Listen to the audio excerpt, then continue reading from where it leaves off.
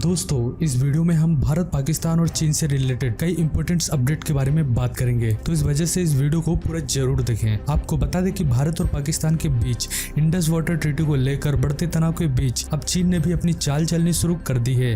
हाल ही में एक इंटरव्यू में बीजिंग के think tank center for China and globalization के vice president Victor Zhikai Gao ने एक ऐसा बयान दिया है जिससे भारत की चिंता और भी बढ़ सकती है। गाओ ने साफ संकेत दिए हैं कि अगर भारत पाकिस्तान के लिए पानी रोकता है तो चीन भी भारत की ओर आने वाले ब्रह्मपुत्र नदी के पानी को रोक सकता है। अब सवाल यह है कि क्या चीन वाकई में ऐसा कर सकता है? अगर हाँ, तो इसका भारत पर क्या असर पड़ेगा और इस पूरी जियोपॉलिटिकल चेस बोर्ड पर भारत को क्या नेक्स्ट मूव करना चाहिए? चलो स्टेप बाय स्टेप समझते हैं। दरअसल बात शुरू हुई पहलगाम हमले में हुए आतंकी हमले के बाद। उस हमले में कई भारतीय टूरिस्ट शहीद हुए और केंद्र सरकार ने एक सख्त कदम उठाते हुए इंडस वाटर ट्रीटी को सस्पेंड कर दिया। ये वही संधि है जो 1960 में भारत और पाकिस्तान के बीच वर्ल्ड बैंक की मीडिएशन से हुई थी। इसके तहत भारत ने अपनी 3 पूर्वी नदियों रावी, सतलज, व्यास का उपयोग खुद के लिए रखा और पाकिस्तान को 3 पश्चिमी नदियां जैसे कि इंडस, झेलम, चिनाब नदी दे दी। अब दशकों बाद जब भारत ने इस समझौते को रोकने का फैसला लिया तो पाकिस्तान में हड़कंप मच गया और उसी वक्त चीन ने भी मौके का फायदा उठाकर अपना जियोपॉलिटिकल कार्ड खेला है। आपको बता दें कि विक्टर गाओ ने इंडिया टुडे को दिए गए इंटरव्यू में कहा, आप दूसरों के साथ वैसा व्यवहार न करें जैसा आप अपने साथ नहीं चाहते।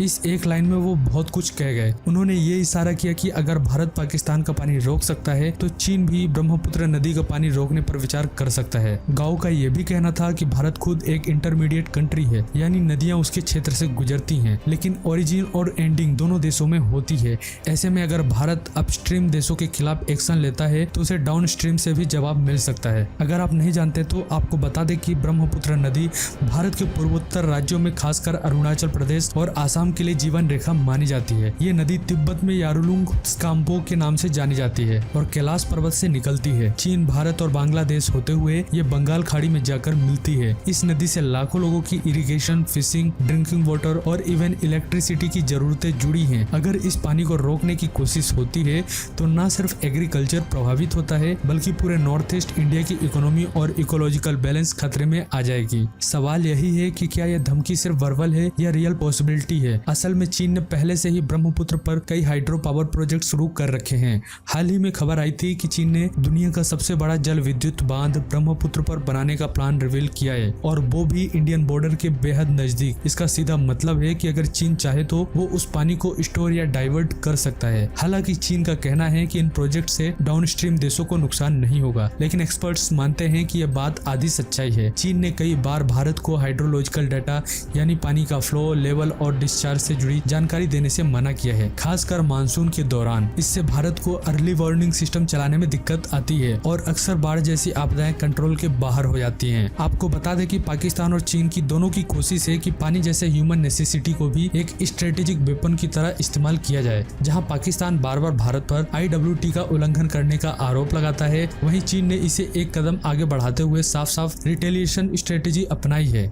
चाइना ओपनली बोल चुका है कि अगर भारत पाकिस्तान को पानी नहीं देगा तो हम भी भारत को पानी नहीं देंगे। ये साफ दिखाता है कि आने वाले समय में पानी एक मेजर जियोपॉलिटिकल टूल बन सकता है। ऑयल के बाद अब वाटर वॉर्स की तैयारी हो रही है। वहीं भारत को इस परिस्थिति में बहुत स्मार्ट और बैलेंस्ड अप्रोच अपनानी होगी। कुछ जरूरी कदम हो सकते हैं जैसे कि डिप्लोमेटिक प्रेशर। भारत को इंटरनेशनल फोरम्स में यह मुद्दा उठाना चाहिए कि चीन जैसे देश पानी को एक धमकी की तरह इस्तेमाल कर रहे हैं। Number 2, water management infrastructure. Bharat को नॉर्थ ईस्ट में अपने ऑन स्टोरेज और डिस्ट्रीब्यूशन सिस्टम मजबूत करने होंगे। Number 3, strategic dam. अगर चीन अपस्ट्रीम डैम बना सकता है तो भारत को भी अपनी स्ट्रेटेजी बनानी होगी जिससे उसे समय रहते जरूरत का पानी मिल सके। 4th, regional corporation. भारत को बांग्लादेश जैसे देशों के साथ तालमेल बिठाकर यूनाइटेड फ्रंट बनाना चाहिए ताकि चीन को अकेले टेकल किया जा सके। Number 5, early warning system. Brahmaputra जैसी नदियों के लिए बेहतर मॉनिटरिंग सिस्टम डेवलप करने होंगे जिससे बाढ़ और आपदाओं से समय रहते निपटा जा सके। आपको बता दें कि जियोपॉलिटिक्स में हर चीज का टाइमिंग और इंटेंट इम्पोर्टेंट होता है। चीन ने ये बयान ऐसे वक्त पर दिया है जब भारत और पाकिस्तान के रिश्ते बेहद तनावपूर्ण हैं। यानी चीन अपनी दोस्ती के नाम पर भारत को साइड प्रेशर में डालना चाहता है, लेकिन भारत आज वो नहीं है जो 1962 में था। आज भारत के पास इंटरनेशनल सपोर्ट, स्ट्रेटेजिक डेप्थ और मिलिट्री प्रिपेयरनेस है। ये वाटर प्रेशर एक नया चैलेंज जरूर है, लेकिन इसे साझेदारी और संयम से हैंडल किया जा सकता है। भारत भारत को इस मुद्दे को नजरअंदाज नहीं करना चाहिए, लेकिन पैनिक मोड में भी नहीं जाना चाहिए। सही डिप्लोमेटिक और स्ट्रेटेजिक प्लानिंग से भारत इस नए बार्टर डिप्लोमेसी गेम में जीत हासिल कर सकता है। अब बढ़ते हैं आज के अगली बड़ी खबर की ओर। तो आपको बता दें कि भारत और चीन के बीच सैन्य मुकाबला अब केवल सीमा तक नहीं है, अब जंग टेक्नोलॉजी और इंफॉर्मेशन की है और इस जंग में एक नया मोर्चा खुल गया है। बात हो रही है चीन की खतरनाक PL-15E मिसाइल की, जो पाकिस्तान को दी गई थी और अब कहा जा रहा है कि इस मिसाइल के कुछ हिस्से भारत के हाथ लग चुके हैं। इसी वजह से चीन की सैन्य और रणनीतिक हलकों में हलचल मच गई है। पिछले कुछ समय से भारत और पाकिस्तान के बीच हुई झड़पों में कई बार रिपोर्ट सामने आई है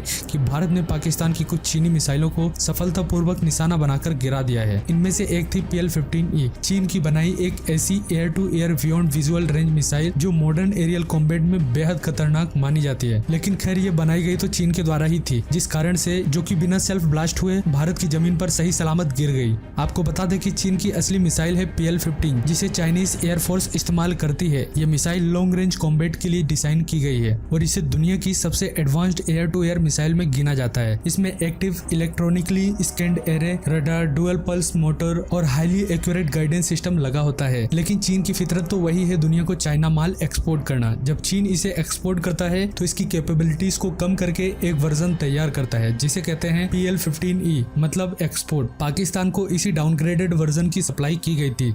इसका रेंज लगभग 145 किलोमीटर बताया गया है और ये मिसाइल पाकिस्तान के JF-17 ब्लॉक 3 और J-10C लड़ाकू विमानों के साथ फिट होती है। रिपोर्ट्स के मुताबिक हाल ही में भारत और पाकिस्तान के बीच एक झड़प के दौरान भारत ने पाकिस्तानी फाइटर जेट को टारगेट किया था, जिसमें PL-15E मिसाइल लगी हुई थी। मिसाइल को मिड एयर में इंटरसेप्ट किया गया था। ये एयरक्राफ्ट से डिटेच होकर क्रैश हो गई। इन परिस्थितियों में उसका कुछ मलबा या घटक भारतीय सेना के हाथ लगे हैं। यहीं से शुरू होता है चीन की चिंता का असली कारण, जो कि रिवर्स इंजीनियरिंग है। अगर आप नहीं जानते कि रिवर्स इंजीनियरिंग क्या है तो आपको बता दें कि यह एक प्रोसेस होता है जिसमें किसी एग्जिस्टिंग वेपन या तकनीक को डिटेल में खोलकर और स्टडी करके यह समझा जाता है कि उसे कैसे बनाया गया है। इसके जरिए किसी मिसाइल या ड्रोन की design, electronics, radar technology, propulsion system वगैरह का ब्लूप्रिंट तैयार किया जा सकता है। अगर भारत PL-15E के किसी कंपोनेंट जैसे उसका रडार सीकर, नेविगेशन सिस्टम और प्रोपल्सन यूनिट को एनालाइज करता है तो उसे ये समझने में मदद मिलेगी कि चीन की मिसाइल टेक्नोलॉजी किस स्तर पर है। इससे भारत को अपनी खुद की PVR मिसाइलों को और बेहतर बनाने में फायदा मिल सकता है। चीनी रक्षा मंत्रालय के प्रवक्ता झांग शियांग ने